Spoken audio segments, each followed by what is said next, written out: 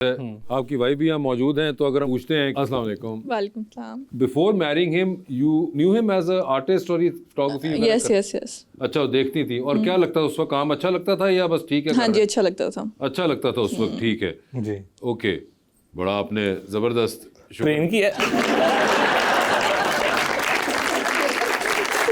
तो आप वैसे भाभी की तस्वीरें ऐसी लेते हैं जैसी आप ये बाकी सब लेते हैं, अच्छी अच्छी? जी जी अल्हम्दुलिल्लाह। मैं तो लड़कियां देखी हैं जो अपने शौहरों को कहती हैं तस्वीर लो और एंड पे ऐसे फ़ोन खींच के कहती हैं नहीं सही जी।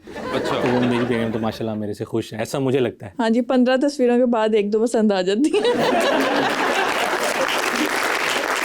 ठीक है, रेशो सही है। 1:15 फोटोग्राफर 1:15 इज ओके। 15 पे शुक्र करें, फोन पे ज्यादा होती होंगी। वैसे तो कभी कभी पहली पिक्चर भी अच्छी लग जाती है। मैं अगर प्रोफेशनल कैमरे से लूँ ना वो कभी कभी पसंद आती है, लेकिन जो इनके फ़ोन में डेस्क कैम ऐप है ना उससे लूँ ना, वो जो अजीब सा फिल्टर लगा के फ्लैश ऑन करके वो तस्वीर वो ज़्यादा प्रेफरेबल होती है एज़ कम्पेयर टू मेरे इतने महंगे कैमरे, इतने महंगे लेंस की। ये मेरा ख्वातीन से वैसे हमेशा गिला रहता है कि क्यों उस कैमरे पे रिलाई नहीं करते। फ्रंट कैमरा सही है, वो फ़ोन का कैमरा हाँ, ठीक है। वो वाला वो थोड़ी सी एस्थेटिक ज्यादा होती है ना। कौन सी वाली? विद द कैमरा और फोन वाली? फोन में सेटिंग ज्यादा होती है इसलिए क्योंकि ना फ़ोन कम डिटेल कैप्चर कर पाता है, कैमरा हर एक एक शार्पनेस के साथ डिटेल देता है। कैमरे में मोटी आती हूँ ना, वैसे फोन में ठीक आती है। तो एक ये कॉमन गर्ल्स इशू है क्या? तो मैं इवन के शादियों पे होऊंगा ना, फोटोग्राफी कराऊंगा, तो वो लोग फोटोग्राफर्स को कह रही होंगी भाई मोटी ना हो, ਹੁਣ ਤੇ ਅੱਲਾ ਦੇ ਕਮਰੇ ਅਸੀਂ ਕੀ ਕਰ ਸਕਦੇ मैक्सिमम पोज और आप उनको खैर आप तो स्टिल के अंदर आई डोंट थिंक वो इतना वो जो वेट ऐड ऑन होने वाला होता है वो मूविंग कैमरा में ज्यादा होता है वो एलिमेंट। yeah. शुगर करे भी वो नहीं है। वही तो आप तो खैर वो वाला बहाना भी नहीं भेज सकते ना कि मैडम नहीं इसके अंदर 10 पाउंड ऊपर चला ही जाता है या वो ये व्लॉगिंग भी करते थे आपसे शादी से पहले या नहीं? हाँ जी, करते थे। आप देखती थी या उस हाँ वक्त जी, भी मैं देखती देखती थी। अच्छा, उस वक्त भी देखती थी आप? जी जी अल्हम्दुलिल्लाह। तो कौन सी वाली व्लॉगिंग आपको सबसे ज्यादा पसंद है इनकी? ट्रैवलिंग वाली या the one that does otherwise? Travelling वाली इनकी अच्छी होती है, लेकिन शादी के बाद जो मेरे साथ बनाते हैं वो ज़्यादा अच्छी होती हैं।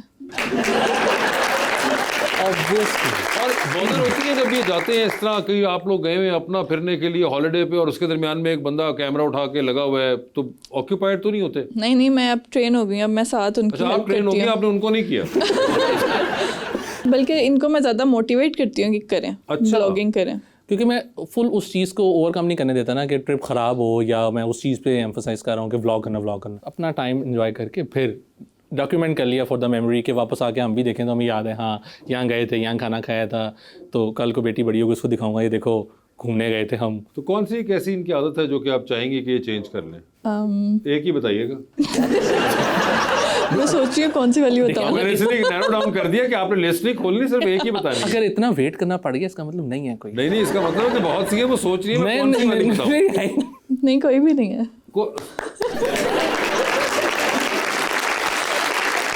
इनकी कौन सी एक वो आदत है जो आपको सबसे ज्यादा पसंद हो? सारी आते हुए एक बतानी है भैया, सारी नहीं। मतलब केयरिंग तो बहुत ज़्यादा है, लाइक ये मतलब बहुत मुझे कहीं कोई बात हो रही है तो डिफेंड करने आ जाएगी। वो तो नजर आ रहा है। हाँ देख लें ये मुझे बहुत अच्छी बात लगती है। बाकी अच्छी बातें सारी हैं, कुकिंग अच्छी करती हैं, हाँ, कोर्स वो तो लिस्ट यार वो तो हाँ कंटिन्यूज या वो तो मगर एक उन्होंने कहा कि केयरिंग बहुत ज्यादा है और आपने कहा कि कोई ऐसी बात नहीं है जो कि आप चाहेंगी कि ये चेंज करें अपने बारे में। जी बिल्कुल। देख लीजिए बहन, हमने आपको मौका दिया था, अब आगे आपकी अपनी जिम्मेदारी है। आपने पब्लिकली बैठ के कहा है कि जैसा है बस वैसा ही, कुछ इसमें बेहतरी नहीं आ सकती। बिल्कुल ऐसे ही।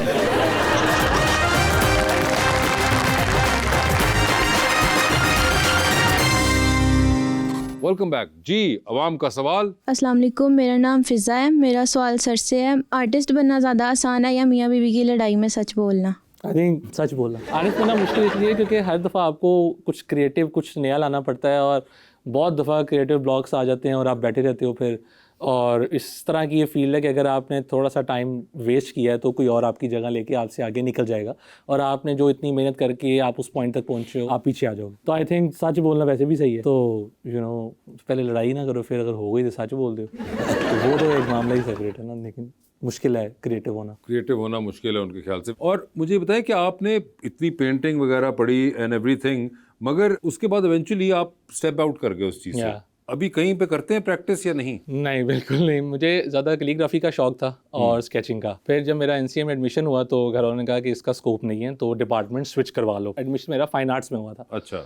तो उन्होंने कहा जी कि फाइन आर्ट से क्या तू पेंटिंग बेचेगा, एग्जीबिशंस करेगा, तो कहाँ लंबा प्रोसेस है, तो डिज़ाइन में सोचो, जो कम्युनिकेशन डिज़ाइन उसकी जॉब ज़्यादा होती हैं एंड एवरीथिंग। तो मैंने कहा कि चलो वो कर लेते हैं। बट उस दौरान भी मुझे फोटोग्राफी का ज़्यादा शौक पड़ गया क्योंकि हमारा माइनर था फोटोग्राफी। तो फिर मैं डिज़ाइन की तरफ गामजन हुआ ही नहीं, मैं फोटोग्राफी की राह इख्तियार कर ली मैंने। और फोटोग्राफी चले, एक तो आपने जिस तरह बताया कि जो होती है वेडिंग फोटोग्राफी, फैशन फोटोग्राफी, ये तो एक रेगुलर उसका आउटकम होता है फोटोग्राफी का। मगर जब आप ये व्लॉगिंग की तरफ आए तो घर वालों को ये समझ आ गई थी कि ये क्या चीज़ कर रहा है भाई? उनको मैंने दिखाया नहीं ना शुरू में कि मैं क्या वो गलती से खुद भी देख सकते हैं, कोई बहुत मतलब खानदान YouTube वाले का- होते हैं जो बता देते हैं। हाँ, जब थोड़ा थोड़ा लोगों ने जब पहचाना शुरू किया ना, मतलब पापा को आगे बताता था, वो टीचर है खुद, कि आपके बेटे की मैंने वीडियो देखी थी, कहते हैं तू कितने देखी। वहाँ से उनको ज़रा आइडिया होना शुरू हुआ, तो उन्होंने देखा यार कि चलो कुछ सही शायद बना रहा है। उन्होंने कहा ठीक है, कर रहा है। अच्छा, तो उसके बाद अब देखते हैं वो आपके रेगुलरली? हाँ जी, वो मुझे परसों पापा की कॉल आई हुई थी कि वो एडिनबरा का व्लॉग किधर है, वो अभी तक डाला क्यों नहीं। तो वो बड़े कीन होते हैं, इंतज़ार कर रहे होते हैं कि अगला व्लॉग आए तो मैं ज़रा देखूँ। ज़बरदस्त, ये तो बड़ी कमाल बात है।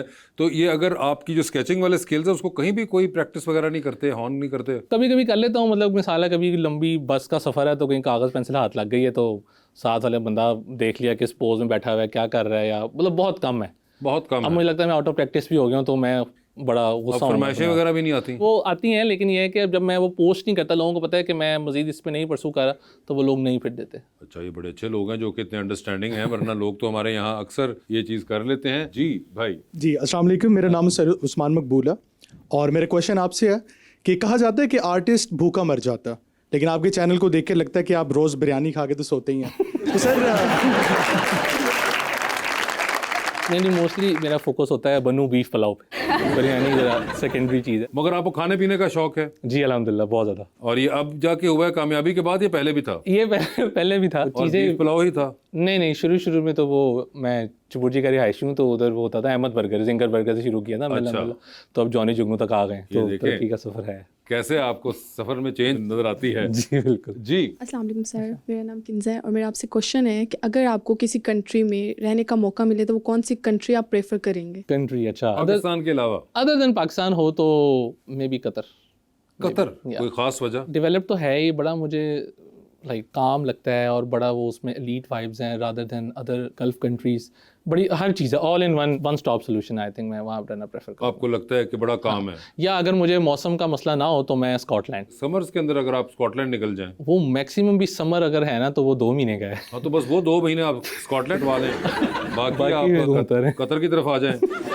काम का मुझे नहीं अब आइडिया, पिछले 4-5 महीने में लगता है अब नहीं गए तो इतना काम नहीं रहा। हाँ, काम तो वाकई नहीं रहा।